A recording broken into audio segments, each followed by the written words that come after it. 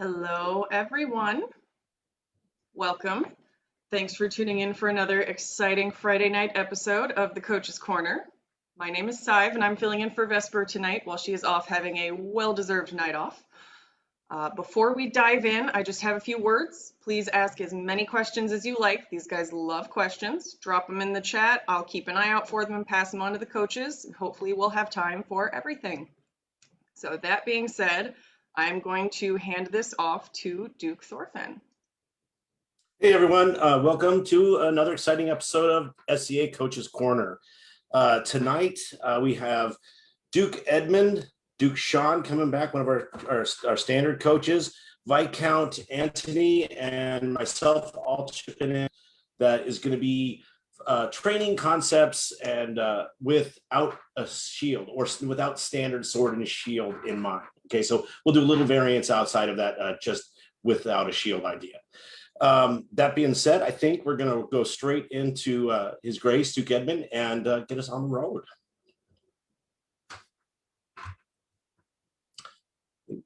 Maybe you're muted. I am muted, sorry. That's okay. Thanks, Your Grace. So it'll be, my piece of this is to talk a little bit about two-weapon, specifically two-sword, which is my favorite.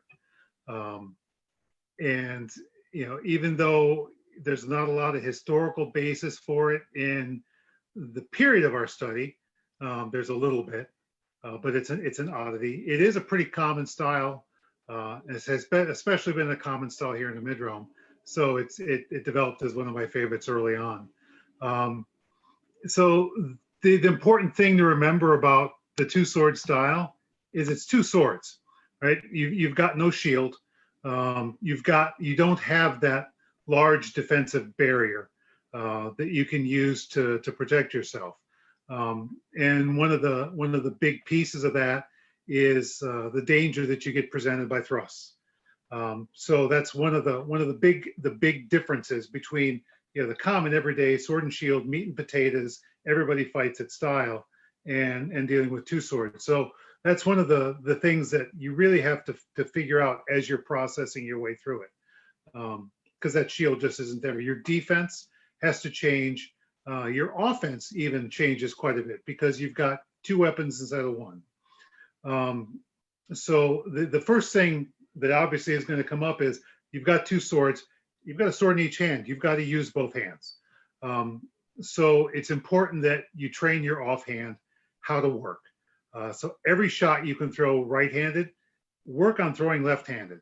You know, even if at first they're not as strong, they're not as well oiled, the more equivalent your hands are in terms of your ability to generate offense and defense, the better off you're going to be, because your opponent will never know which sword is blocking, which sword is throwing, what's the angle I have to cover, and you take their angle of defense from here to here, and it just creates a whole lot more terrain they have to cover.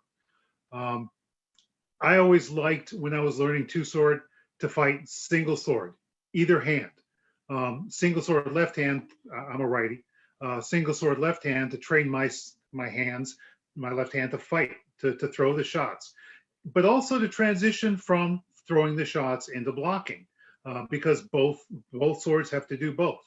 And then the other thing is training your right hand to transition from offense to defense. So you fight single sword right hand, or, you know, on hand, because you're not as used to using your right hand for defense, and it's an important part of the style since you don't have that defensive shield in front of you. You know, when you start talking about stance, always use a stance that creates a threat right away. Whether you've got both swords up, ready to throw cuts in what we call a gunslinger stance, whether you've got both tips pointing at your opponent in what we call the iron chicken, or if you've got a mix, you know, one tip pointing and one blade cocked. But you always want to have an attack for either hand, so they have two things to worry about to start. Using one sword as a skinny shield is not going to be a winning recipe, because an 1.5 inch wide shield is not going to do you as good as your normal shield. And anytime you have to chamber a shot, you're giving away time and you're giving away position that your opponent knows. that shot, that sword's not a threat until he does something else. So always have both swords ready to throw something of danger, or at least threaten something of danger right away. Any questions so far? Should I take a break? No, you're doing great. Yeah, I mean, I think you got a lot of good information you're sharing, and if there's still some more, roll into it. I got a question for you, Edmund. What is one of the things that you can recommend for? Again, you need to practice that offhand, and when you have both of them, there is that overwhelming tendency to just use the offhand as a skinny shield. What are some of the things that you can do to encourage more use of that offhand to kind of compensate for that as you're learning how to do this? Well, so one of the things, if when you square up with your opponent, you'll notice if you're fighting the typical righty sword and shield fighter, that offside leg shot's pretty available, right? The block for that isn't necessarily as well oiled as guarding their shield leg. So you can create some offensive combinations that take advantage of that position. And depending upon how good your movement is, you can use your feet to create openings for that left hand. Right. I learned a lot of this stuff just by trial and error. I mean, that's one thing that I haven't mentioned yet. If you want to fight two sword, when you're starting out, make sure you've got good coverage in terms of your armor, your protective gear, because you want to be able to experiment. You want to be able to make mistakes and not hurt for it.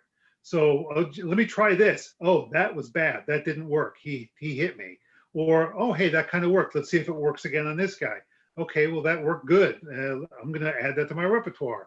Gee, I got blasted in the arm 7 times in a row using that combo. Maybe I won't do that. But you got to be able to make mistakes and learn through trial and error, because no matter, I mean, I could sit here and do a data download brain to brain to you on two sword fighting, but your body's not mine. You're going to have to figure out how stuff works for you that you try to learn from other people. And you got to be able to make mistakes. And if you're not willing to make mistakes, you're not going to learn. So gear yourself up to be able to experiment with those things. I cannot say more strongly how much the importance of learning to use that other hand effectively, and have it be a competent attack. It has to be a believable and useful weapon. Otherwise, stay with sword and shield, right? I highly recommend doing some kind of training on the Pell where you're doing those kind of transition shots from whatever your offhand is. Say if it's your right-handed person, you're learning to slide and throw that leg wrap like you were talking about. But make sure that everything is an actual attack. It has to feel like you could threaten them with that weapon each time. I think that's super important. Ideally, you want to get to the point when you're done fighting somebody and they say, "Are you right or left-handed?" And you've got it figured out at that point. I mean, most people are always going to favor one hand a little better. They'll throw some shots better with their right, most of their shots better with their right, but there'll be a few that throw better with their left. There'll be a few that are easier to achieve with your left, just because of the position of the fight. In a typical righty on righty fight.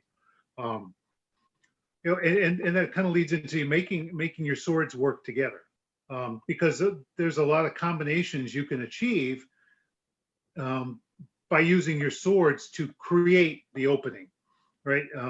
I've never been terribly good on my feet. I've never used my feet really well to create openings. I've used my hands. So if I threaten you with my sword, I know you have to open something up if you want to block it. Yeah, you have to address that attack, right? And sometimes that combination is 5 shots, because if I do this, you'll do that. Then I do this, you'll do that. And then by the time I'm done, your hands are crossed, your feet are crossed, and I'm hitting you somewhere, because that's the way you set it up. So you're working your swords in harmony. One is setting up the other one for the next shot. In the meantime, you're also using your swords in harmony to cover the space you've vacated defensively by moving your sword. If you throw a left-handed leg shot, your whole left side is open to attack. So your right sword better be able to cover that, and it better be ready to do that. And you better have practiced it. Otherwise, you're going to throw a leg shot and they're going to blow your head off, and that's not going to be a very successful process. So you got to work through those steps. If I do this, where am I open? and figure out how do I deal with that. So I got a question for you about over the course of your career. You've been doing this for a long time, I would think, and the weapons have actually changed, right? So remember when low profile thrusting tips came in, you start to see people address maybe that more forward point stance. How did you train with that type of weapon? What would you do to use what I'm trying to get at is go from cutting to thrusting transition in the two sword style? How do you train for that? So it's funny because in my earlier days, I didn't even have thrusting tips. Right. I used the gunslinger stance. I had both swords on my shoulders, and everything that I saw, I threw a cut at. If there was an opening, I threw a cut at it. If there was a sword blow coming, I threw a cut at it. And it really shortened my decision process. I only had one reaction to everything, and that was to hit it. Okay. So you kind of counter punched into it, is what you're saying? Pretty much, yeah. But the downside of that was I ate a lot of thrusts. That was a huge hole for me. And now my style is flipped about 180 degrees, and I now fight both tips forward. So if somebody wants to put their tip at me, that doesn't scare me at all, because I'm intersecting that tip closer to them, and I can drive it offline. You know how to parry those shots, work that tip outside your frame. So even if they extend it, it's not going to hit you. And again, that's depending upon the stance you choose and what works in your area, depending upon the shield styles and fighting styles people use, will kind of dictate how you deal with that. But I've always, in terms of the most effective way to deal with that tip forward from your opponent is to get your tip to counter it. Right. You're posing a threat there that they have to address with your thrust. Yeah. Kind of like a fencing matchup. Yeah. Gotcha. Hey, Edmund, did you start your fighting career two sword, or did you start sword and board? I started sword and board. In our kingdom, when I started, everybody had to off sword and board first. And at the time, we had a rule for our crown list that no shield could be more than 26 inches. And of course, everybody wanted to fight in crown, so nobody fight with a shield bigger than that. Well, 26 inches didn't go very far on me. You're for the record, you are how tall? 6'7". Okay, I thought it was 6'9", but everything above taller than me looks big. But and two sword was a pretty common style in our kingdom, I think, in large part because of that rule, because it was easier to hit somebody with a little shield, and it was you could be more effective with two sword in tournament because you had some advantage because of the second sword. But over time, our shield rules have relaxed. Not everybody fights in crown anymore, so we've got a lot more shields that most people would recognize as a normal shield that they're using. But you adapt, you develop, you advance your basics beyond basics to deal with the situation you're handed. So now if you want to come out with a giant barn door, that's fine. I'll use it against you to the best I can and try to manipulate you to where I can hit you. Yeah. I think that's one of the things that people don't understand about sword and board, the shield, is that you come out with this giant shield and you think you got all this coverage, and that's more a problem for you than it is for me. And the bigger the shield, the more that's the case, because we can it's blocking you more than it's blocking me, and we can kind of work around that a bit. Yeah, the bigger your shield, the better it covers me. Yeah, exactly. How many times have you guys used your opponent's shield to actually work for you as your shield? Like that is literally the entire focus for me. If I have to fight at point blank range, the bigger your shield is, the easier it is for me to get up against you and put that shield between me and you, and then start to try and leverage my glaive through the openings that you're going to leave for me, right? Because now, if you're a right-handed guy and I roll in on you with my glaive, right? Because I've never really fought with a shield ever. As soon as I see that big shield, I know if we have to fight close, I can stuff in there, get my glaive up against your shield, and now you've got this one arm that can only throw wraps, and I have this 6-foot skinny shield that can pick up all of those wraps. And it's mostly then just a game of waiting to throw that back blade after you throw the wrap. The big shield gives me an easy place to stand safely. Are you using like a kind of a zone defense there with using the line to void certain areas? Is that what you're talking about doing when you say like you're putting the glaive out there? So 100%. how do you train that into a technique? What is your is that Pell work or is it just at the practice? So for me, having been somebody who never, I fought with a shield for about 2 or 3 weeks when I first started fighting, right? And strap shield was always just this heavy anchor on my arm, and I hated it, and I couldn't move, and I felt completely weighed down by it. And the first household I was in said they needed a guy to pick up glaive, and since I was new, and I didn't have a preference one way or another, but I want to try that, and I was like, all right, sure, I could try this. And for about the first 10 minutes, I was terrified because suddenly I didn't have this big piece of plywood to prevent me from getting bruised as a new fighter anymore. 10 minutes after that, I was having a great time because I felt free, right? And I could move. But my training since then has been, I would guess, anything but traditional, mostly because I was the only person I really knew that fought glaive, and I was on Long Island where we didn't really have any nights training. And for me to get to any more traffic to practice, it meant going through Manhattan, paying $30 in tolls on a weeknight, which is not super easy, So for me, Pell work was almost never part of my regular routine. With a glaive, anytime I was making contact with the Pell, I was not going to knock it over. And if I worked with the Pell briefly, when I first started, since I didn't want to knock that Pell over, I was pulling my shots. And then as soon as I started actually fighting people, I wasn't hitting them hard enough, even though I had this 6.5 foot, 7 foot lever that I could use to my advantage, which is kind of funny when you think about it, So for me, it was a lot more about movement and motion than it was about hitting a Pell. It was getting comfortable with the motions that you needed to make and making them repetitive, starting them big and making them faster and smaller and tighter over time.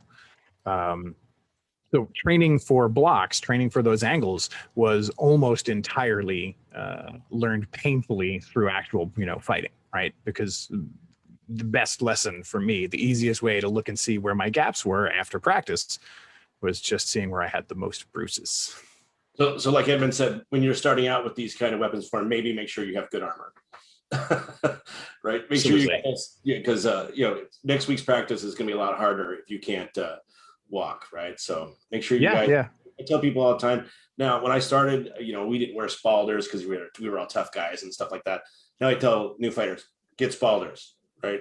Keep your shoulders and your elbows protected, and I think that having good armor, especially when you start, is you have to do that. It's going to make your learning curve much easier to address. Well, it's and you'll go get ahead, Edmund. From the senior guys. If the senior guys aren't worried about hurting you, Right. when they're fighting you, you'll get a better fight from them, and you'll learn faster. You'll progress faster. You'll get off the kiddie setting earlier because they know they can show you some stuff and not be afraid of hurting you. Right. Yeah, and I think all these things are important to consider when we're talking about training with anything that doesn't have that shield. One of the reasons that Sword and Board has kind of evolved into this standard is because given the system that we have, Sword and Shield is the best balance of offense and defense. I think the reason for that is what I refer to as the magic shield concept. The idea that, if you strike somebody in the shield, then there's no possible way that any damage could be done behind the shield. And so that's kind of something that for the martial art that we've created over the last 50 years is just kind of that's a standard that is kind of created itself, if you will. And so if you're fighting with something that is outside of that paradigm, pretty much every other weapon system that you have, your offense is your defense and vice versa. And when we're looking at Edmund fighting with the two swords, if you're using one of those for offense, then you can't be using that one for defense, or you've got to get it right back up into defense. If you're using both of those swords for defense, then you can't use either for offense. And so those are some of the things that we need to consider as we're looking at these things. And when your defense is compromised, you're going to get hit more, and you need to be prepared for that. There are actually ways to work shots in on your offense that cut out lines of attack for you. So I mean, at least when I fight two sword, I will throw shots at an angle that will cut off some of the lines of attack. So I know I don't have to cover that particular line. It's not a lot, but it's just enough. And if it's the fastest line between me and them, that gives me time to compensate and react otherwise. Oh, okay. So I see what you're saying is that you are attacking their line of attack, right? You're doing an attack that's going to avoid that particular line that you don't have to worry about them being able to do that snap or whatever it is. Right. Okay. Yeah. So I see what you're saying. I just wanted to clarify that for some of the listeners out there. So yeah, that's fine. Yeah, I like that. That's good. Let's see where we at. Let me talk about one of the things I got to stress is when how many times during single sword, and this is a perfect example of a shieldless fighting style where you have just one sword. Maybe you got armed in the tournament, right? And now you're forced to switch to the other side. If you can remember to train with this at practice, what it does is it allows you to have a more equal footing against that person while they still have their good sword hand, right? And so it allows you to face them with a more competent attack. And I stress this with my squires and people I work with, that when you get armed at practice, don't say, you know what, no, let's just go on to the next fight. Until you learn how to do it, do the fight with the offhand. Make sure you do this because it's going to allow you to, when you get to that moment in the tournament, be able to fight competently with that offhand. And that's going to be a big advantage, especially if it comes down to a single sword situation for both people. Right, they're going to think you're at a disadvantage because you're in your offhand, but you've trained with that offhand, so now you can fight effectively. And so I think that's a super important thing for especially newer fighters while you're going through the learning curve at practice, to take that extra time to learn to do it. And I know it's not as fun as just saying let's just go on to the next fight, but it's going to build something into your fighting repertoire that you can't replace, guys. And so I highly recommend that. It gives you a puncher's chance. That's absolutely relevant for fighting with great weapon as well, right? Like I can tell you that I have at least 5 times gotten kills on people in a melee one-handed with a glaive. Yeah. And not through thrusts, or off of my shoulder or anything else, but literally because, if you plant that butt on the ground and put your foot up against it and juke with your head, someone will move in and try and hit you, and you can literally punch them in the face with your blade using the ground as a fulcrum. And every time it happens, the person looks at me with disbelief. And it's a thing that, that literally is super easy to train. That's actually one of the few things that I've practiced with Pell work. What I was just saying before, like I haven't done a ton of Pell work. There are certain things that were good for that. One of them was that being able to plant the butt end of my glaive, and keep one hand on it and then throw shots from 6 inches away that knock the Pell over at different angles, right? And if you can do it, now suddenly you can kill things one-handed at short range with the glaive, and no one expects it at all. Even if you, I'm not super good at the glaive. I'm more of a point guy, right? But I watched Brand. You know Sir Brand from out here, Viscount Brand? Brand has always been one of my my superheroes. Yeah. Right. But he would oftentimes do a thing where he could lock it in and he could cut like a sword with it. And, granted he's a mutant, but having that ability, right? You don't celebrate mutants, right? But the thing is that having the training to do that, he can now use that weapon effectively, even when he should be at a massive disadvantage. So I guess what I'm trying to say is explore those in all your weapon forms. Yep. Yeah. You may not have a repertoire, but you only need one shot to land. Right. Yeah, exactly. Yep. And I mean, every single time it was not that I was the most skillful fighter using that technique either, right? It was that no one expects a one-armed glaive fighter with their butts sitting on the ground, their butt spike planted, to really be able to do anything aside from just duck and dodge behind it and maybe try and stay alive a little longer. I had one situation in tournament where we got in close and a guy had a really big shield and we were back and forth for about 10 seconds. And literally I tossed I literally threw my butt into the ground so that my weapon was behind his shield. And then I leaned behind his shield and just punched with the glaive off the ground and got him in the face. And he didn't know what happened. And I mean, it was half luck, right? Because it was a no look shot. But spending the time to train that one-handed, and that's one of the shots that I've practiced both hands with, right? Because you don't know which arm you're going to lose. It pays for itself immensely. One of the things I know that Edmund had said before too that I want to circle back on is as a great weapon guy, non-shield specific, offside shots are clutch, and they are probably the thing that I point to the most. And it's kind of the same as training your offhand, because when you're working with a great weapon, throwing offside shots feels really awkward to a lot of people. And I think that one of the things that people need to think about there is keeping your hands closer together so that you can throw offside cuts. One of the ways that I will test out a glaive fighter to see how good they are is, if someone wants to fight, is to see if they're throwing shots onside or offside. Because if someone is only throwing those onside shots, I literally don't need to worry about an entire side of them now, and I can, again, using that zone defense, I can use that zone defense to now cover the one side that they can hit, take a half step offline, and just walk them down. And I'll do it specifically and intentionally to show them that I have nothing to fear from you unless you can threaten this side. And you don't need to be as good at your offside shots, but you need to have them to keep me honest, right? If you don't have those, I don't need to worry about that. Yeah, you have to have an authentic threat over there. Otherwise, like you said, you can just ignore that entire side of attack. So that's why it's important to learn. Like you're talking about taking the weapon, like having the close grip and being able to roll like each direction in a cut, right? Correct. Yeah. Exactly that. Yeah. And you have to be able to do that with these type of great weapons. In war, I fight with Danax a lot, and they're not real tall, so they do kind of have that advantage. The handle's not massive, like some glaives are 7.5 feet long, and it's a little more difficult to do that kind of tight hand grip because you have so much extra out there, right?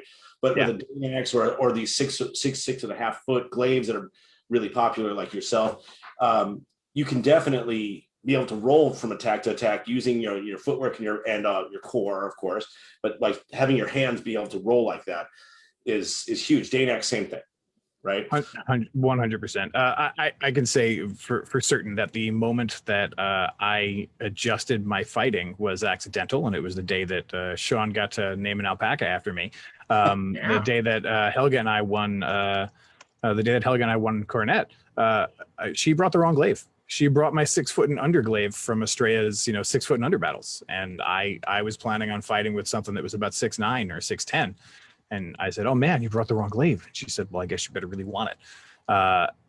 But that day, and working with that smaller glaive made me approach my fights in an entirely different way. And I haven't gone back to glaives that large, right? I haven't picked up a 7.5 foot glaive in 4 or 5 years. I would use those to support a spear and nothing else, because I feel like you're pretty much just a weak spear with a weak cut game at that point. I agree. In a war scenario, for sure. Bring the longest weapon of that style you can to the field, right? I don't even do that then, right? Because I don't like in a bridge. I'm now mostly useless, right? I can suppress a little when that moment comes between spears and shields clashing. I can provide support for both on the change, right? But unless I can get to the edge of the bridge where I have a lot of room to swing outside the edge, I feel mostly useless with a glaive at that length, right? I feel like that 6.5 to 6'8" range is almost perfect for everybody to use all around, and then you can start tailoring for situations if you want to. But I really like having a Swiss Army knife of sorts. I think my current build, they're always about 6'4", 6'5" at most, including the thrusting tips, which is an important thing to note, right? Like there's a difference in your length with or without them. I was running them at about 6'2" or 6'3", and I realized that from my arm length, and my step and my stride, things that are important to keep track of here, that extra 2 inches was the difference between needing another step and not needing another step to stab someone in the face most of the time, right? So that 2-inch change made me not have to overextend anymore. So once you get comfortable enough with it, you can start micromanaging details to that level. So on the battlefield, would you say that that the glaive is more of a transition weapon between the lines clashed and that kind of a pike duel length? So it would be the middle part is kind of your happy hunting ground, obviously, right? It is, right. So there's two different ways that I see that, right? And it depends on the type of battle. So for great weapon for me, great swords are usually great swords. Important to note, are my favorite matched weapon form. I think they're graceful and elegant and brutal, and it's a ton of fun. Dane axes fall right in there with it. My other favorite matched weapons to fight with. In a melee, generally I want to see glaives, and axes can be useful for hooking shields. But as a glaive guy, through and through, in dense combat, right, in tight field battles, or in bridge battles, or anything that's you're fighting over a limited frontage, I always feel like the glaive's job is to defend the spears, right, and support them when the crush happens. When you see those shields starting to come forward and rush your spears, my job is to shock and awe, right? Throw thunder, get my haft in the way, and a lot of times having a 6-foot lever means I can leverage one or two people off the side of a bridge more easily than someone with a shield could, right? Because they don't have that leverage. But I'm going to die a lot more, because there's probably spears behind them who are looking to poke me in the guts as well. I love glaives as a harrying, flanking assault weapon. That's always my job. My job is left flank. Left flank, which is, as I always say, you got two options when you're the left flank and you're dedicated to it. As a runner, because I'm a runner, and a lefty, the left flank is home base, and that means you are either a hero or a speed bump. If they don't commit on taking out my left flank, that means I'm going to get in the backfield and I can murder things, and it is glorious, and I love it. And I don't think you can feel any cooler than you would on a glaive when you get to make big swings and just drop bodies left and right. It's this is gonna look great if it works. Yeah. Right. You feel like you're watching Lord of the Rings, when you're out there just taking these big swings and sending orcs or elves flying everywhere. It's delightful. But if they do commit hard to hitting their right, your left flank, then your job as the guy without a shield is engage and break engagement, and now you're just a speed bump. I'm gonna try and take a couple of you down with me, but if I can tie up 2 or 3 people for 30 seconds before I die, well, sometimes that's the best you can hope for, right? And not having a shield means that I can move out there. I have a lot of speed. I can change directions. I also fight in cleats, right? Like, I'm a runner. It's my job. So not having a shield gives me more mobility. Just like if you have a smaller shield, it's going to give you more mobility. I remember lining up across from Edmund's voice for the unbelted battle, and looking. And I remember turning and looking at I think it was Angus Ian at the time, who was our captain.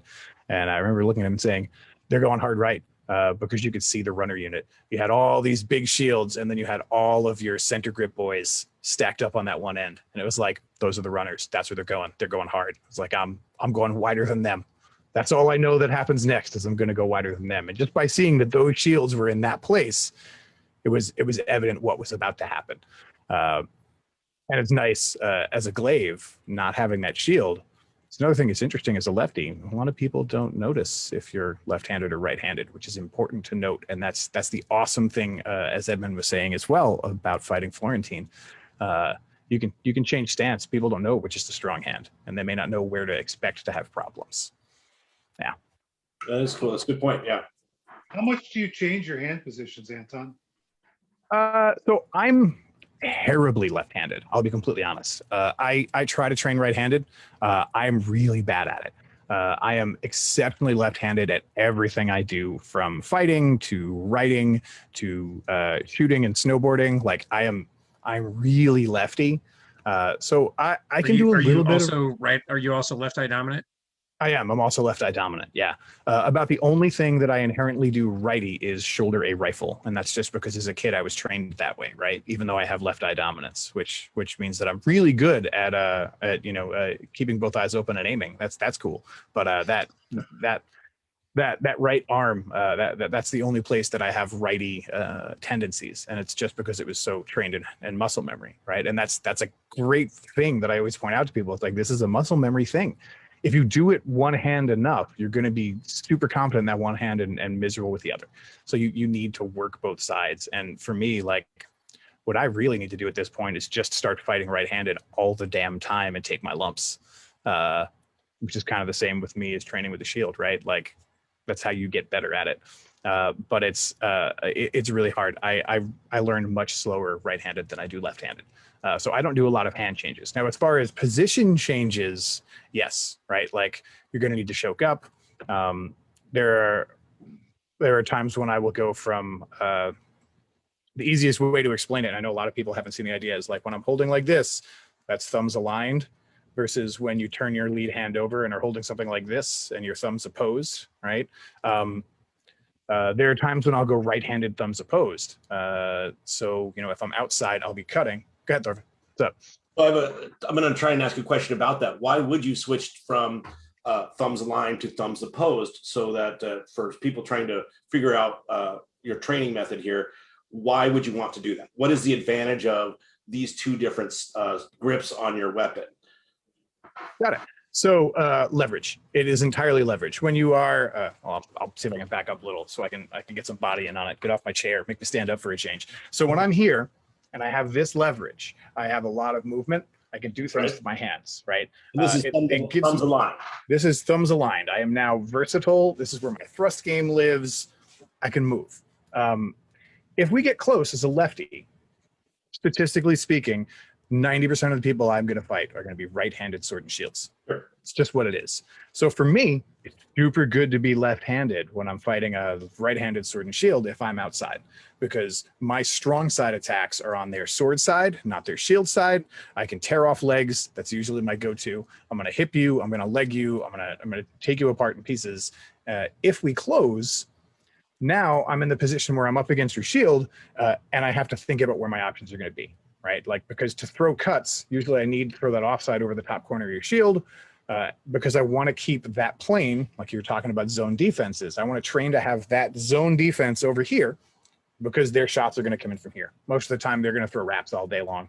I'm going to push my glaive out to here and pick up those wraps, and then I have options on if I can cut to here, if I want to try and take the wrap and throw a back blade back inwards at them, so on and so forth. You've got options. The reason to go thumbs opposed is that whereas I have mobility here, if I turn that hand over, what I've done is I no longer have as much mobility here, but what I do have is strength, because this is now like one unit, right? My fist is lined up with my shoulder. So if I'm here and I want to push somebody, I can push. If I'm here and I turn this way, I can now ground myself and push through that lead, and I'm basically throwing a punch with my entire body. So you could throw really, really solid shots at very, very short ranges, or just muscle someone's shield or sword or whatever out of the way. A lot of times for me, I will go right-handed like that, because then I can throw as if I'm still left-handed, right? Because this still feels more natural to me than it does doing it this way. And I can still throw across the top of a shield like this while keeping that same defense up on this side. Does that make sense? You're muted, Thorfin. Yeah, absolutely. Every time. Yeah, exactly. No, I knew why you would do it. I just wanted it to be to have you explain it so people could see why you're tuning in. And I That was a good explanation. Yeah, I thought it was the way you handle it was really well. I agree. I love the idea of being, especially when you're in those tight situations, having that extra body strength and kind of being able to rotate off your core. With the thumbs opposed. I think that that's going to be really, really valuable in those tight situations. So Edmund, do you have much experience with going Florentine in melees? I used to do it all the time. Yeah. I think it was partially a peculiarity of me being a big guy running around the flank. I would draw an inordinate amount of attention, which always made it easier for the guys that went inside to get some kind of traction. But if it's tough with two sword because thrusts are your bane, and there's a lot more thrusting weapons in a melee situation than in a tourney situation. Pole arms, spears especially. But back when I was doing it a lot, spears, we were still using the hardwood spears. They weren't a dime a dozen on every battlefield. And we also we at the time for Penzik and weren't using 7.5 foot pole arms. So, there was no range advantage for a 6-foot polearm over me, and I could get some traction, but it was almost always flanking stuff, picking an exploitable position, locking up their weapon with whichever weapon I could get on it, and throwing offense with the other. Yeah, you're going to be much more of a harrier than in the middle of the shield wall where you're Oh, absolutely. That would be it's just death. Well, those spears coming at you, right? And you're just like, you could. Yeah, I mean, that's my whole game plan for melees too. Is I'm going to go over here and have 10 people look at me while you guys mop up everything else.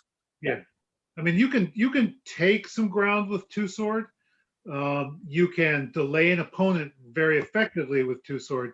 You cannot hold ground with two sword. Nope. You just can't stand there and absorb the abuse because there's just not enough defensive surface area. yeah, like I always like to have a couple in the shield wall, like one or two guys that kind of floating. That's where you need those two sword guys to be.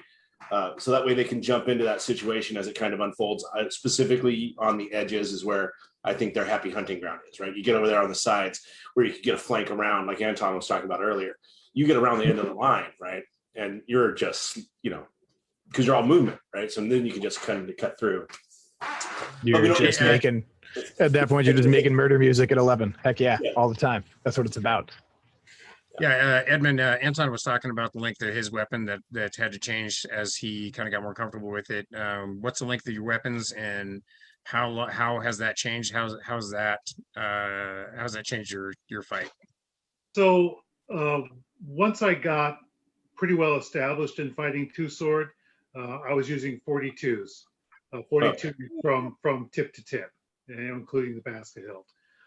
That's what kind of was the vogue around me. I was big enough and long enough to use it, and that was kind of the just what I used for the longest time. When I moved from Illinois to Ohio, the requirements of our practice space meant I had to use shorter swords, and it was also useful because I moved from a land where we had kind of a mixture of everything to everyone was a battle pod with a heater shield, right?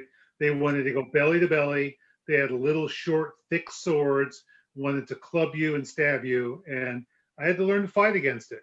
So I went down to 38s for 3 years, learned how to fight belly to belly with two sword.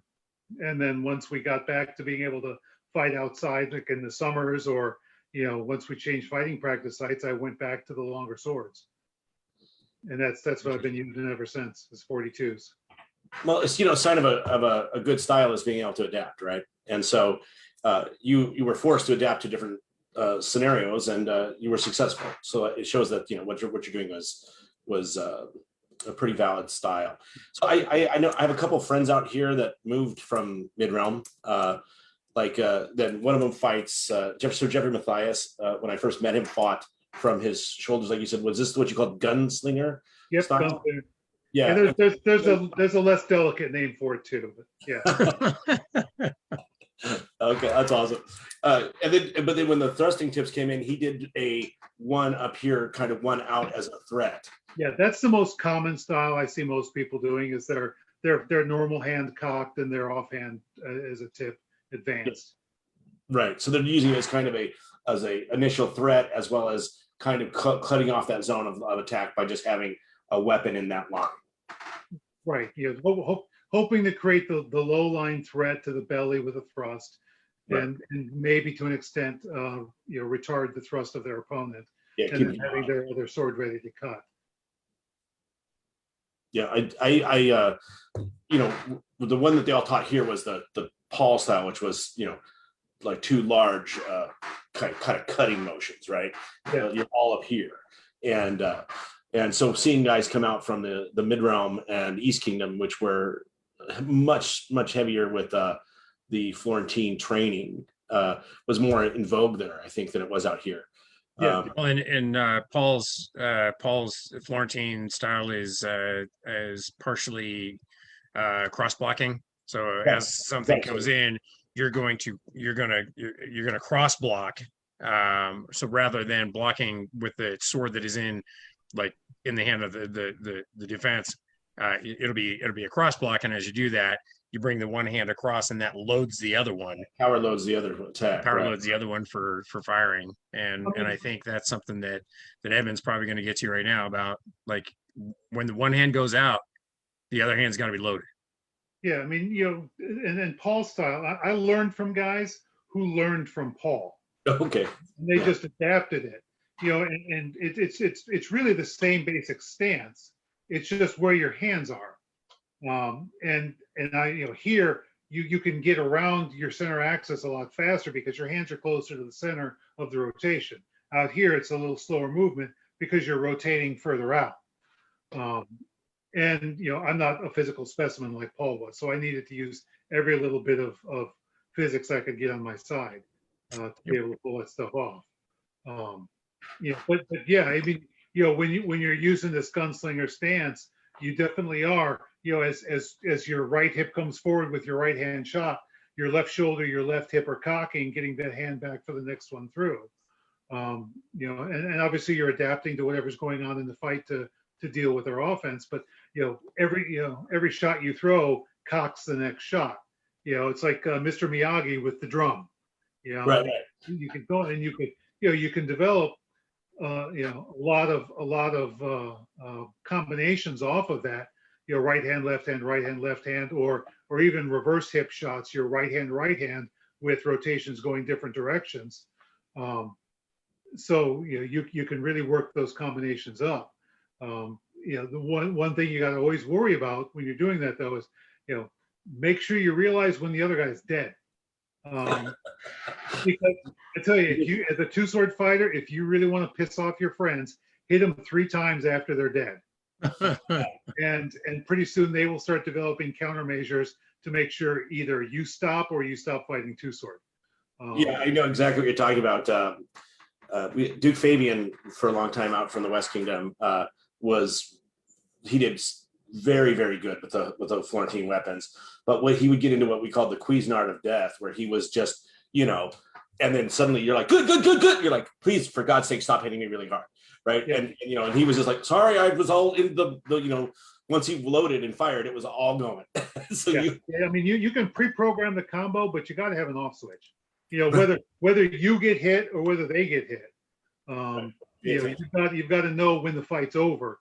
And hopefully your opponent's smart enough to yell good loudly, so and you definitely got to know when you get hit and stop throwing shots. Right. Just done. Because like I said, people will not like you, and it's really it just demonstrates a lack of skill. I agree. If you don't know when the fight's over and you keep throwing, you just look like a putz. That's my soapbox on that. Hey, so a lot of you guys travel substantially more than I do right now.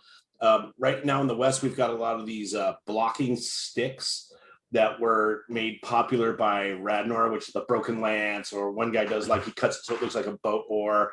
And the idea is it's supposed to be like a found object, but it's not a weapon. It's just kind of a heavy wood blocking thing. And are you seeing this take off in other areas, or is this just kind of a fad here where we're at? I mean, I know I've seen it hit or miss here and there, whether you see people with Madu or you see people with specifically like blocking sticks, or you see people using I love personally seeing an offhand inverted greatsword. I think that's super cool to see. You've got your greatsword offhand. I love offhand axes too, like you just choked up on. There's a lot of debate on whether it's legal to use those as punch axes or not, depending on your kingdom and opinions. I think they're cool, and my opinion always is you can hit me in the face with that if I can hit you in the face with that, right? Which is a thing. But I love seeing those other offhands show up as someone who's not a shield fighter. Right.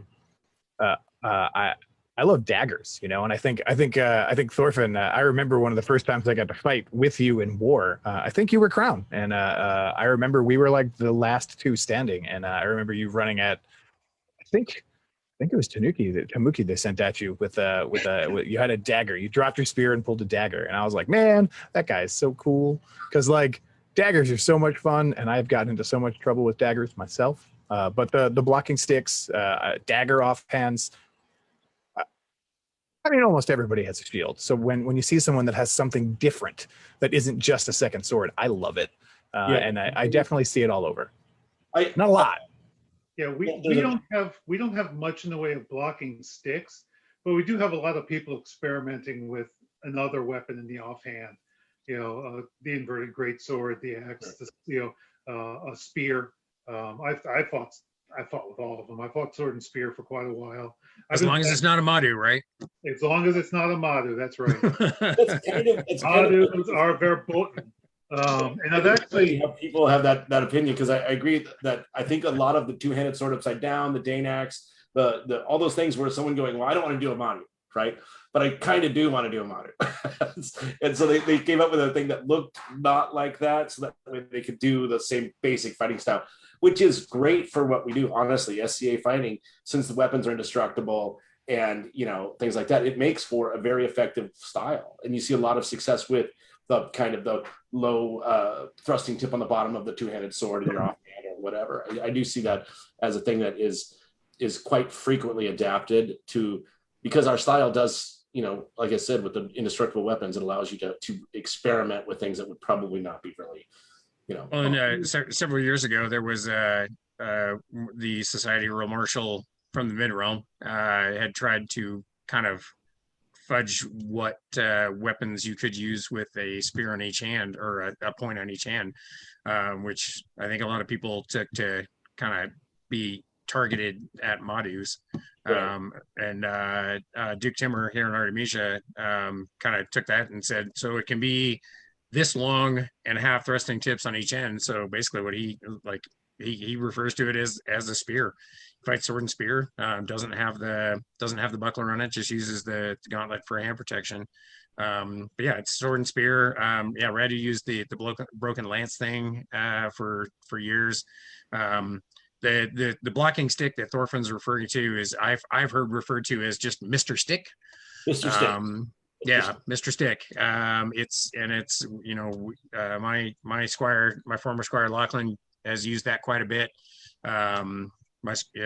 His Lady Vigdis is using that quite a bit now as well. Just as a, sometimes the shield gets in the way of you figuring out how things work. And that's one of the things about, training without a shield is, not only sometimes are you in a position where you have to fight under those circumstances, but there are times when it just gets in the way. I fight with a 22x30 heater most of the time. That's something that at some point I have all my squires go through to use that strapped shield, because there are things that you can learn from that.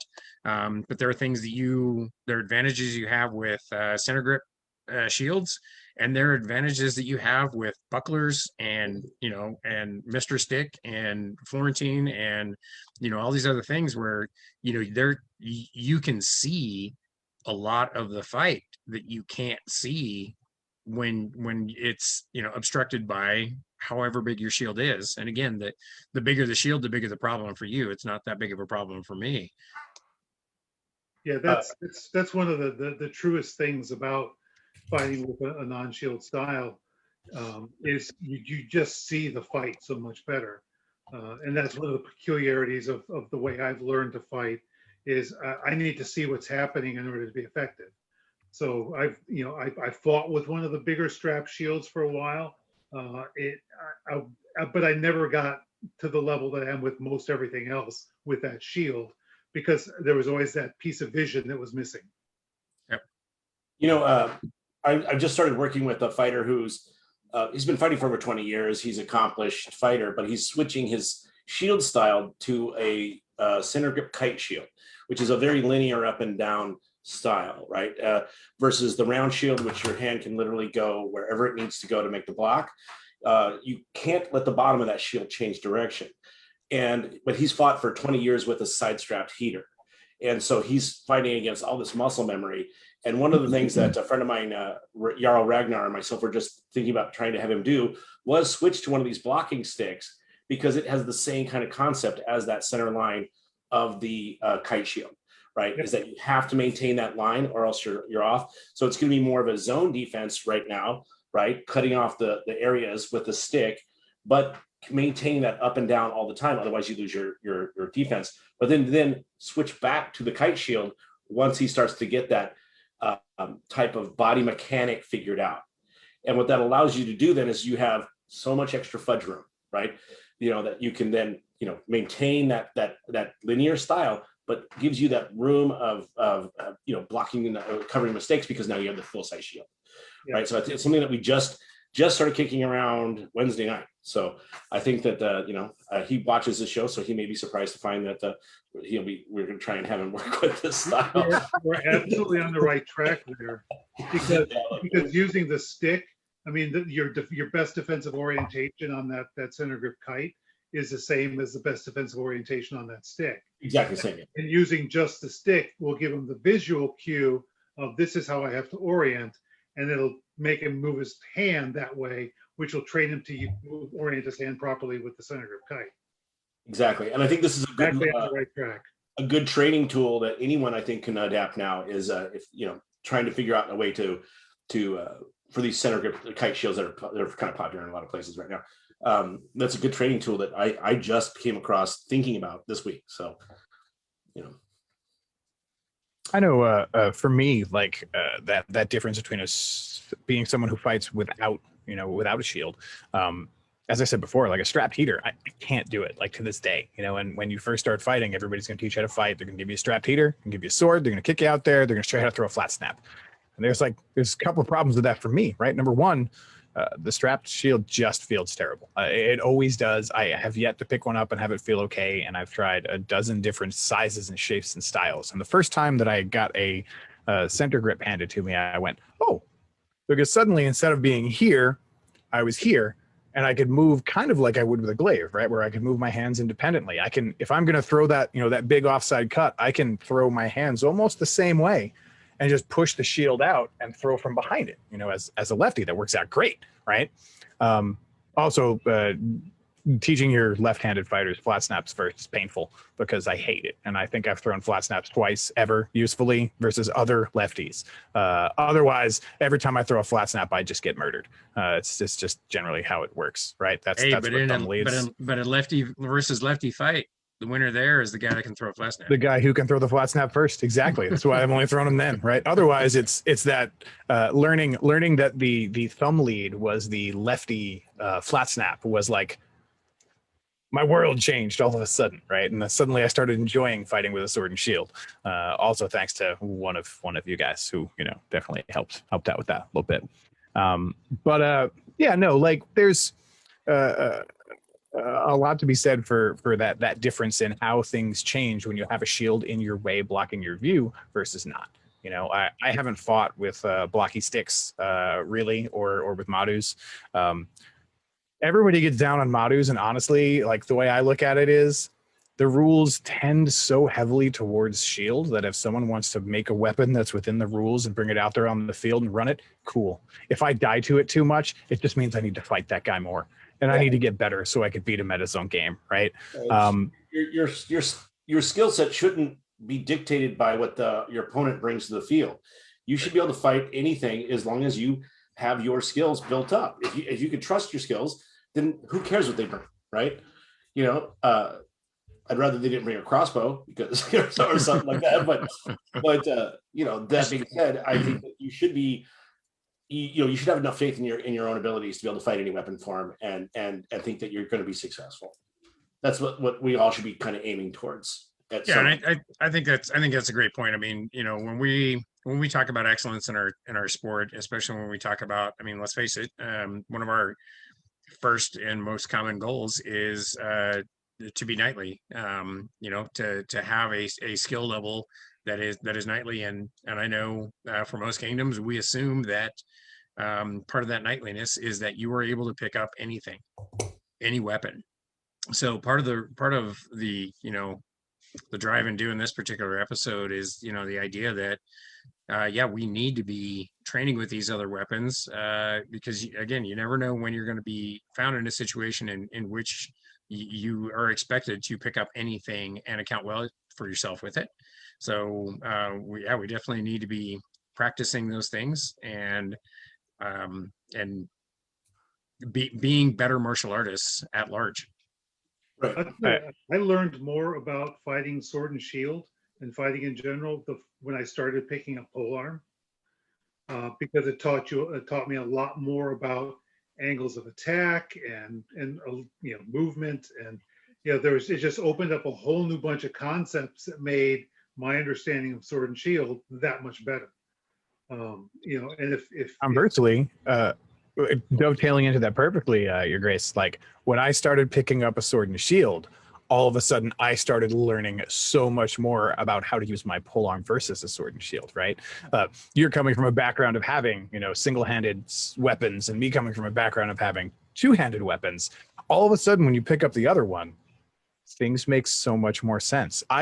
Just from spending, I did like the century 100 days of Pell work with the sword and shield, and I stuck to it real good. And it's the thing that helped me with sword and shield more than anything else. Once I got a couple of key pointers in there, but what was really cool to me was by using that sword and shield, suddenly when I had my glaive, I knew what combos were more likely to be thrown just because I had started to understand, well, if I throw this, it's a lot easier to follow up with this or this.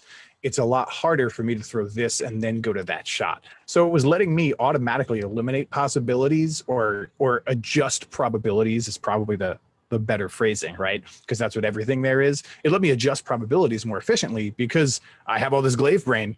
And now suddenly I have like a little bit more of an idea on the sword and shield brain. So it's really cool here. You say the same thing about picking up a polearm, right? Like you're like, oh, well now I can do all these things better with my base weapon because I've learned all these other things that apply here, which is just super cool. Well, the more you know about the structure of a building, the easier it is to blow it up, the less TNT, right? So the more you know about what the other guy is doing and trying to do, the easier it is to defeat it. Yeah, and I believe also that every one of these weapons forms has a kind of a fundamental skill that we can all learn to apply to other weapons. So as you go through, then it allows you to say, okay, well, this moves this way. But because you learned sword and shield or whatever, now you're learning glaive. But when you learn Florentine, that you can say like, oh, the point work is similar to this. So your body can then adapt from your past experience with every weapons form, making you more adept at all of them. Right. Yeah.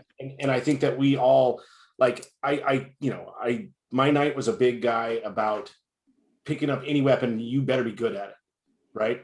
And so you had to learn to generate that power from the ground up or wherever for every weapon form. And we did a pretty good job. Like I fight with probably 4 or 5 weapons very effectively. Not all of them, but I'm going to say 4 or 5 very effectively. And I think that's what we're all trying to do. But by learning these other things, going outside your comfort box, going over and picking up that other weapon that you don't use very often may open a door for you that will like unlock everything behind you. All the other weapon forms behind you will now be different. So I think that's really cool. Yeah, and something I think is important to add to that when you're looking at training for these different weapons is I definitely think that you should have some proficiency in what you consider to be a primary weapon, whatever that may be, because a lot of the commonalities between weapon systems, and as we've mentioned before, the more you're exposed to the differences, the more you understand the commonalities. And that is true of weapon systems, and that's true of fighting styles. Being able to, fight somebody from the East Coast, if you live on the West Coast, just gives you a greater exposure to the society at large, and you begin to understand the commonalities of these things. And there are very subtle differences between each of the different weapon systems, but I really think you need to have a foundation in a weapon system, whatever that may be, before you start kind of transitioning into some of these other weapons.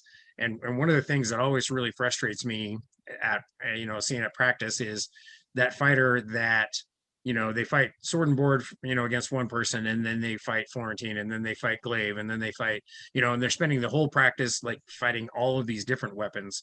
And by doing that, you don't really learn any one of those because they're all different enough that you're trying to learn all the differences instead of you get a foundation in one weapon system and then you move that to say two sword, and you understand, you get to transition to things that are the same, and then you transition into a glaive work and you find out the thing, how much of the footwork is the same there as well. And so, you know, diversify your weapons depth for sure, but also establish a foundation first, and then pick something that you want to work on, you want to be better at, and then fight that thing for an extended period of time, possibly exclusively. I know we had a crown several years ago where we knew that the quarter, semis, and finals were all going to be mixed weapons, where each of the fighters get to pick a different weapon. And I knew going into that list that the greatsword was a liability for me, and I knew that I was going to get called out on that in those rounds. And so I spent 4 months before that crown fighting nothing but greatsword. And we have some very solid greatsword fighters here in our kingdom and at my practice.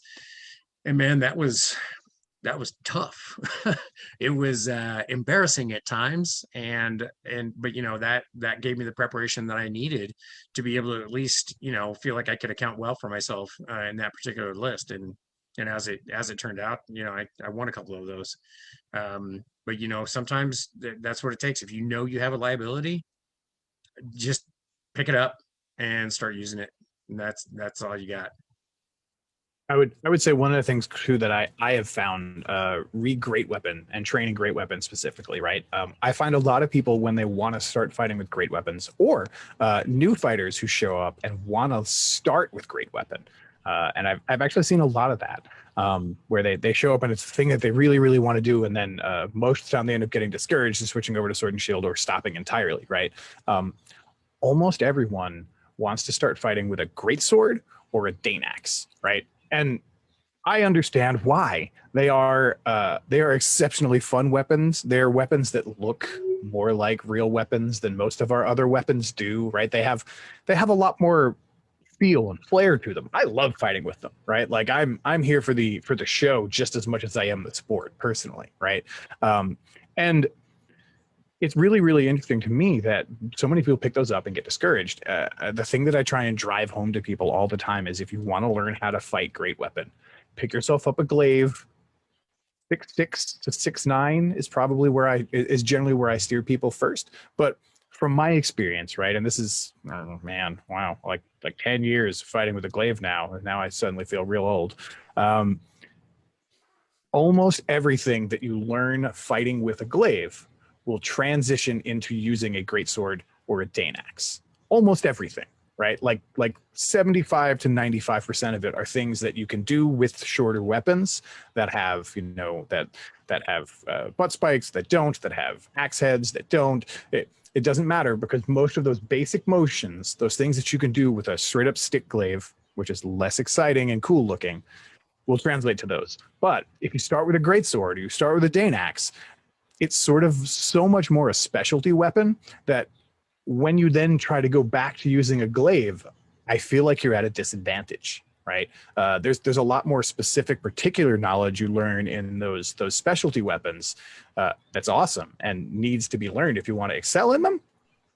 But I feel like for most people, if you pick up a glaive first and you teach yourself how to fight with a glaive, a standard polearm, and then transition over, you will do a lot better in the long run. Because most people I see that start fighting with great weapons just get hit a lot right up front, because their engagement range is so much closer versus all these guys with sword and shields. They just do. And when you're new, you're going to get hit. That's a given. We all know that. When you're learning a new weapons form, you're going to get hit. I get hit so much more with a sword and shield than I ever did learning glaive, and that's just about engagement ranges, right? But if you work on learning that glaive first, everything you learn will work with every other great weapon for the most part, and it's also going to give you enough range and point work to then let you feel comfortable with a spear for the first time, and feel comfortable picking up any other shorter great weapon for the first time. Whereas if you start with a Danax, it's all you've ever fought with for, say, 2 months, then you put it down and I throw a glaive at you, or I throw a spear at you, you're going to feel a lot more lost. So it's worth investing a little bit of time in that to get into the other specialty weapons for sure. It's a sticking point that I've seen with so many people who want to learn things about great weapon. And I try and drive it home because I want people to have a good time and fight with the weapons that they love. That's why I fight with the glaive. But there's also some learning curve. What you're saying is it's a versatile weapon that they can then extrapolate out towards the specific weapon, right? Exactly. And I think that this is the same thing. And a lot of times you hear people say like, it's important for a new guy to learn sword and shield or whatever, right? Because they're feeling comfortable enough that their defense is good enough that they can not just get hit all the time, they can throw blows, but then they can learn Florentine from there, right? Now that they understand how a single-handed sword works, or even go into a mace or whatever else, right? They can step onto the next thing. And what you're saying, I think, is that the glaive for you is the fundamental weapon, the base. You got to build a base for your house, right? And I think that's what you're doing. And I like that idea that It's your gateway drug. Like a key weapon that can lead you kind of down that path, right? Well, Yeah, absolutely. It's universal concepts of long weapons, and Right. as you get to more specialized long weapons, like there's things you can do with a Danax that are really cool you can't do with a glaive, but Yeah. most everything you can do with a glaive you can do with a Danax. Right. And same thing with a long sword or whatever shaped head weapon you want to use. The basic concepts, how to block, how to get in position for attack, those are all pretty universal. And then you get to the specifics of what does this weapon have, how have I tricked this one out compared to just the basic glaive. Yeah, Yeah, I know. Way on point. It had been several years since I had picked up a glaive, and then Baby Ninja came up for one of our practices, and brought a couple of glaives to loan after him, and I fought him, sword and shield against his glaive, and then I'm like, it's been a while since I did this glaive thing, and I picked it up, and I'm like, oh, wait a minute, this is like a great sword with a lot more offensive options. Like there's so much more that you can do with this. And then, I turned around and took a couple hours of Anton's time at a West Crown. And I'm like, you got to show me what I'm doing with this whole thing. And, and truth is, we didn't have our glaives with us at the time. I think we, had like, tent poles or some shit like that we were like, Yep. Here, show me how to use the thing. And, and it was, it had been at least a decade since I'd picked up a glaive. And, but yeah, just random encounter with one of the dudes, and you find a new love for a weapon again. And since then, I've fought our crown tourney with a glaive, and done reasonably well for it. And it's one of those things that, what's that? You also fought in the West with a glaive and did fairly damn well. I did, yeah. I fought West Crown with the glaive and did a lot better there than I'd expected to. Went 7 rounds with that. And You ran into the same problem I did. Uther? Uther, yes. Such a big problem, that Uther. That's a problem. Yeah, but even with that, I mean, with the fight that I had with Uther, I was still very happy with the fight that I gave him, even though it was very clearly a loss. But being able to contest with that and to try, right, was a lot of fun. Yeah, absolutely, especially facing one of the best fighters the SCA has ever had. So I mean, I would think that's got to be like a pretty big feather in your cap to be able to say. Yeah, I mean that fight lasted less than 2 minutes, and I was like ecstatic with how well I fought him. I just just executed very well with that particular weapon in those circumstances. And it was, even this is something we talk about a lot too, is some of my favorite fights ever are fights that I lost. Sure. And that was a fight. That moment, that transcendent moment in a fight, win or lose, that's what we're all doing. A lot of us are trying to track that again, and capture that thing again. I've had tons of those, Sean, where I'll fight like someone, and afterwards you're just laughing and having such a great time, and you're like, oh crap, I lost that fight, right? Oh yeah, that's right, I lost. Yeah. It wasn't what we were talking about. We had like this moment of like great jazz together, and then at the end it was over, and you're like, that was amazing. Who cares? Yep. And and I just know that I fought him well in a loss. And again, that all came from, random dude shows up to our practice and says, hey, let's fight this glaive thing. I'm like, sure, yeah, why not? I'm like, oh no, I remember, this is a lot of fun. I was super excited watching the tape of you and you with the glaive versus Uther. I was so stoked. You have no idea. I was like, Sean kept fighting with the glaive after we did that glaive stuff.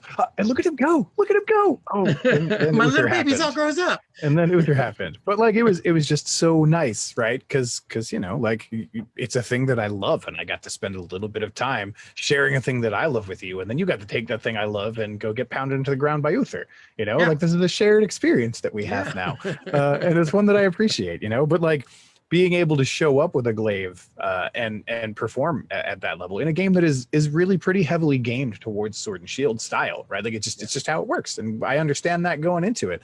The two things that stand out most about that day really are number one, being able to take a glaive that deep in a crown tourney that Uther turned around and said he was excited to fight me in finals, and then went to change his shoes and change shields, and it was like, oh, I'm an actual problem, and this feels so good, before getting pounded into the ground, which is fine, right?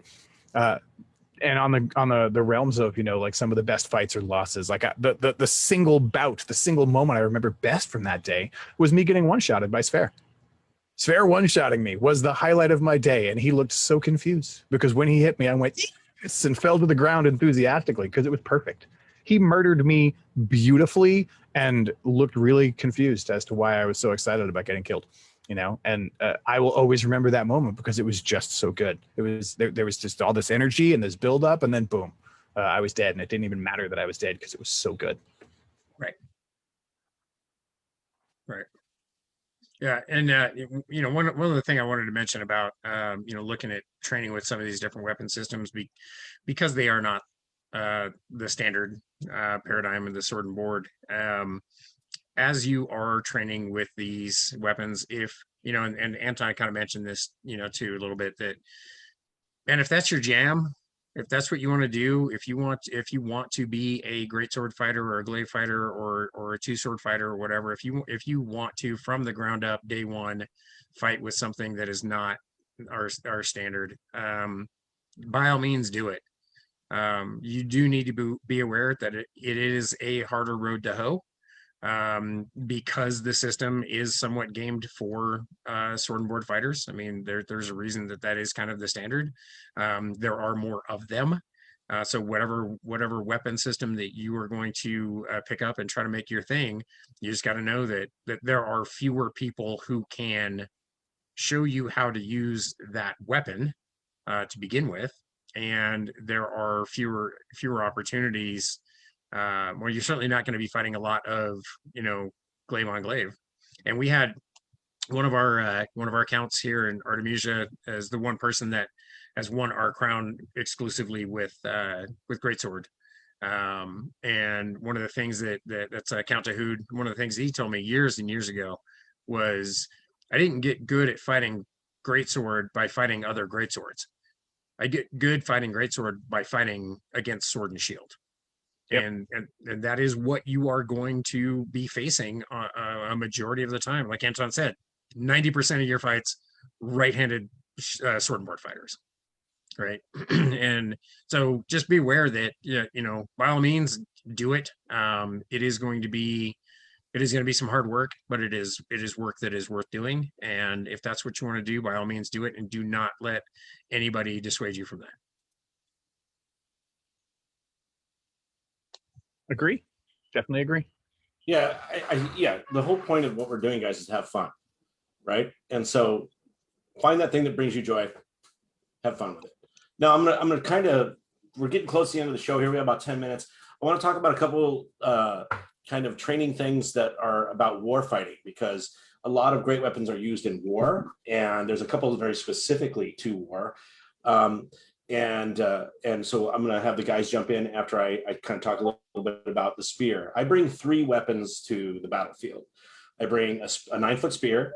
I have a Danax, which is cut to be just as high as my armpit, so I can use it as a crutch when I'm between battles and lean on it. And I have a dagger, and they all have a specific purpose in the battle, right?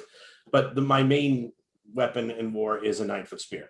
Now, one of the things that you can do, guys, as wars start to open up again, and we're starting to get everyone's saying, hey, at fighter practice, you got to get your sword and shield out, or you got to get your glaive out, you got to practice all these tournament fighting. We are going to start having these war events. And one of the things that with war that's different is there's multiple people, right? You're not fighting just one person, you're fighting an entire line of people. And that learning to fight a line of people is a whole skill set to learn. But one of the things I'll say with a spear, and this is a simple drill you can do, is of course you got your pel work. You can take your spear and just basically circle around it in each direction and just fire shots, bang, bang, bang, bang, bang, making sure you can hit with the tip of your spear into that, 2-inch circle. That's all you need to do. If you can hit a 2-inch circle every time, your accuracy is gonna be pretty on point, right? On point. But the other thing you can do is to learn the depth of the battlefield. When you're across the line, there are multiple people deep, right? And you'll see people in the second rank or third rank back who maybe present as a target, and they're not recognizing that. But if you can't learn to kind of broad focus and be able to spot that, it's really hard for you. So you become just kind of the first line, spearman. You want to be able to hit all of those people with your full range. To do that, I will take like maybe something like a tree that you have in your yard or your park near you, right? And then you're going to get on guard with your spear, and you're going to pick visually a target, a leaf or whatever, right? And you're going to pop that leaf, right? And as soon as you actually hit it, you rock back into your original stance, and then let your peripheral vision pick up another one, deeper, closer into that tree, right? So what you're doing is you're training yourself to see multiple targets and then plan your spear shot to go to that target, right? So you see the first one, and when you hit it, keep going until you hit it, because you got to learn to hit it, right? Afterwards, as it comes back, then you fire into a new target. And until you can hit those 2 targets, you don't go on to the third target. But you keep this idea of you being able to bounce through depth and space with your spear tip. And I think this is something that is very important as we open up the war field again, is getting that your little bit of that, your brain looking for these type of targets again. And it's a little training drill that you can do pretty much anywhere, right? You can do it with a glaive as well. You can do it, any kind of your thrusting, long range thrusting weapon. And so that's kind of what I was going to say. If anyone has anything they want to jump in on with, some war training drills that you can do, I think this would be, we got about 10 minutes. Let's wrap things up.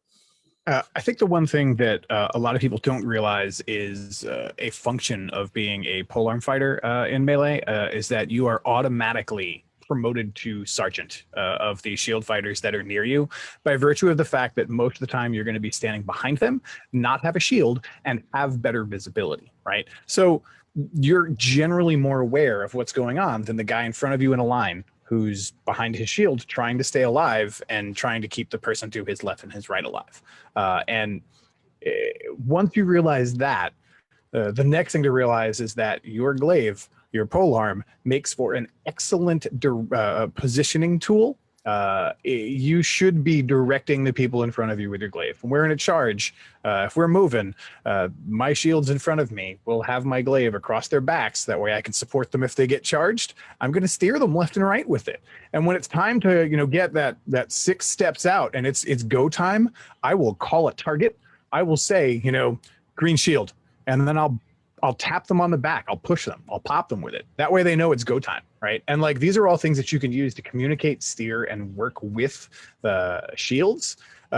Because once you have those 2 shields focused on the same target and they're going at the exact same time, because you can poke them and let them know that that is the exact instant that they go from on approach to charge and knock that guy down, it's way easier to be able to step in right behind them and, again, start making murder music at 11 when that first guy falls, and you can start chewing up the line to either side of them. That inherent instinct to take charge of the shield in front of you if they aren't automatically doing things on their own is a big part of what, in my eyes, makes a good polearm fighter on the warfield, 110%.